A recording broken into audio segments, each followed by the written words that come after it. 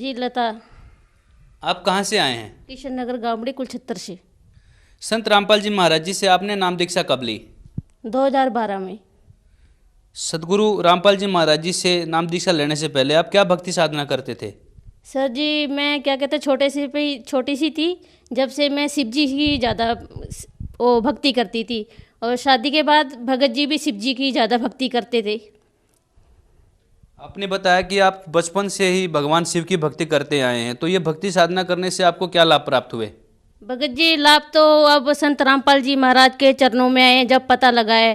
पहले तो कोई पता नहीं था क्या लाभ होता है, क्या कुछ होता है, ऐसा कुछ नहीं पता था भगत जी हमें सर जी। और क्या कहते हैं अब संत रामपाल जी महाराज के चरणों में आए हैं जब लाभ का पता लगा है भी ये लाभ मिलते हैं परमात्मा के चरणों में आने से।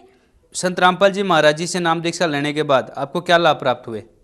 सर जी पहले तो लाभ मेरे को ये मिला कि मैं भी बहुत दुखी रहती थी अपने शरीर से, यानी शादी के बाद मेरी इतनी स्थिति खराब हो गई थी। मैं बहुत ज़्यादा मेरे पेट में दर्द रहता था बहुत ज़्यादा। शादी से 2 दिन पहले आई थी मैं ब्याह के अपने ससुराल में, तो मेरे सास ससुर मेरे को हॉस्पिटल ले गए, तो मेरे पेट में दर्द था बहुत ज़्यादा। मेरे पेट का दर्द नहीं बंद होता था भगत जी। फिर उसके बाद क्या कहते हैं फिर पापा ने मेरा अल्ट्रासाउंड कराया, तो उनने डॉक्टर ने बोल दिया भी इसके ना पेट में पथरी है गुर्दे में।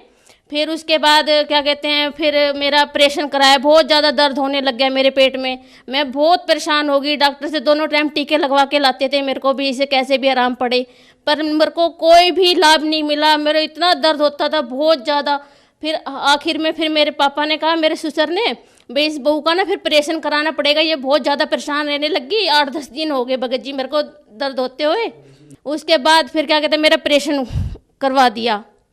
फिर 2 साल बाद क्या कहते हैं फिर मैम क्या कहते हैं बंदी छोड़ के चरणों में गए। एक भगत जी हमारे वहाँ पर पतिदेव को एक किताब दी थी पढ़ने के लिए, गीता का ज्ञान, तो हमारे पतिदेव ने मेरे ने वो पढ़ी। पहले तो हमने कोई गुरु नहीं बना रखा था मैंने, भगत जी मेरे पतिदेव ने गुरु बना रखे थे, लेकिन मैंने कोई गुरु नहीं बनाया। मैंने बनाए तो सिर्फ संत रामपाल जी महाराज जी गुरु बनाए हैं, और यानी इससे अलावा धरती पे मैंने कभी कोई गुरु नहीं बनाया। एक बार ना एक और लाभ बताना चाहती हूँ सर जी मैं, जैसे ना टीवी पे यानी मेरी शादी से पहले टीवी पे ना 12 बजे करीब ना इस गुरुजी का सत्संग आता था संत रामपाल जी महाराज का। मैं अपने मन में ये सोच रही थी भी ये संत कैसा है, ना इसके ना दाढ़ी है ना मूंछ है, ये कैसा संत है, कैसा सत्संग करता है, समझ में नहीं आती थी। उसके बाद में फिर मेरे मन में ऐसी प्रेरणा उठी, तो उसके बाद मैंने सोचा ये तो कोई ना कोई ऐसा संत है, ये इसके चरणों में तो जाना ही चाहिए। पहली बार हम आश्रम में गए तो वहाँ पर सारे लाभ बताए हमें भी, ऐसे से क्या कहते हैं नियम बताए। उसके बाद में फिर हमने नामदान लिया।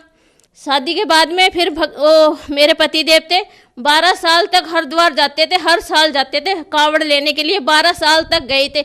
इतनी भक्ति करते थे भोलेनाथ की बहुत ज़्यादा, 1-1 घंटा हम दोनों पति पत्नी सारे देवी देवताओं की व्रत भी करते थे, मंगलवार का भी रखते थे, शुक्रवार का भी रखते थे। इसलिए रहते थे भाई क्या कहते हैं हमें भाई सुख मिले, लेकिन सर जी हमें कोई सुख नहीं मिला।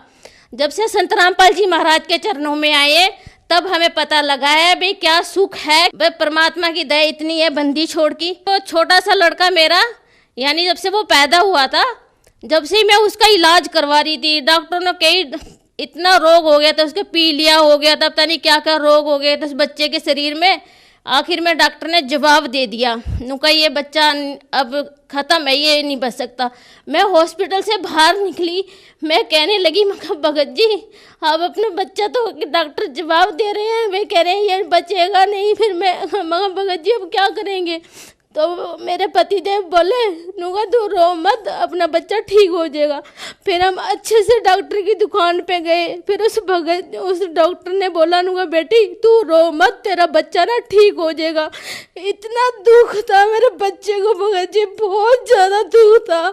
जब से संत रामपाल जी महाराज के चरणों में आए हैं ना, मेरा बच्चा बिल्कुल ठीक है। मैं उसे याद नहीं रहा, मैं लेके आती आपके पास।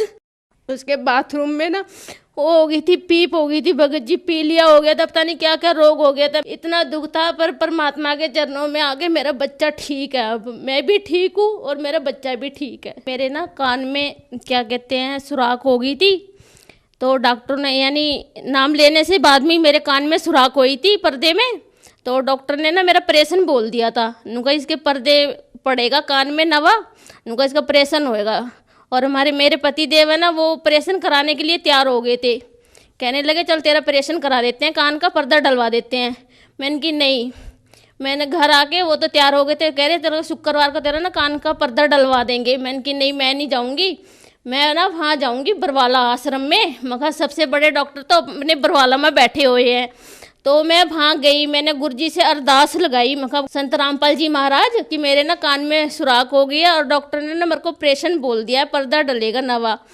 परमात्मा बोले उनका बेटा नहीं, उनका क्या कहते हैं, आप ना पर्दा नहीं डलवा, उनको बेटा उनको परमात्मा दया करेंगे। गुरुजी ने मेरे सिर पे हाथ रखा और मेरे को सुनाई नहीं देता था सर जी कान से एक से। तो फिर गुरुजी ने मेरे सिर पे हाथ रखा और गुरुजी ने कहा परमात्मा दया करेंगे, संत रामपाल जी महाराज ने। फिर उसके बाद में मेरे को सुना, उसी टाइम मेरे को सुनने लग गया कान से। मैंने इतनी गुरुजी को इतना दंडोत करा, परमात्मा को बंदी छोड़ को, मगर परमात्मा आप तो सबका दुख हरते तो मेरा भी हरेंगे जरूर।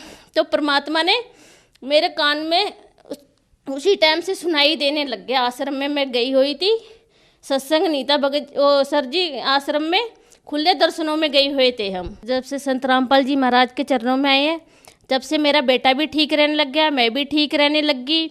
और क्या कहते हैं, जब मैं एक और लाभ बताना चाहती हूँ भगत सर जी में, जैसे हम ना न्यारे हुए थे ना भगत जी घर से, तो मेरे पास कुछ भी चीज़ नहीं थी, ऐसा कुछ भी नहीं था।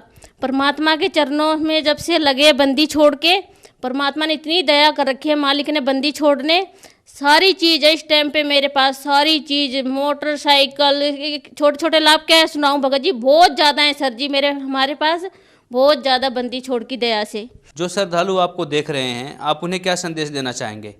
मैं संदेश तो क्या दूंगी, और मेरे तो हाथ जोड़ के ये विनती है सर जी, भी जैसे मेरे को लाभ मिले हैं ऐसे सबको लाभ मिलेंगे। संत रामपाल जी महाराज के चरणों में आए और अपना कल्याण कराएं।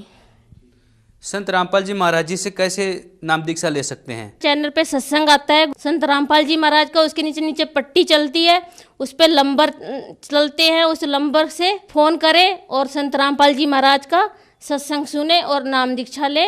और हर जगह गुरुजी के, संत रामपाल जी महाराज के जगह जगह नामदान सेंटर खुले हुए हैं।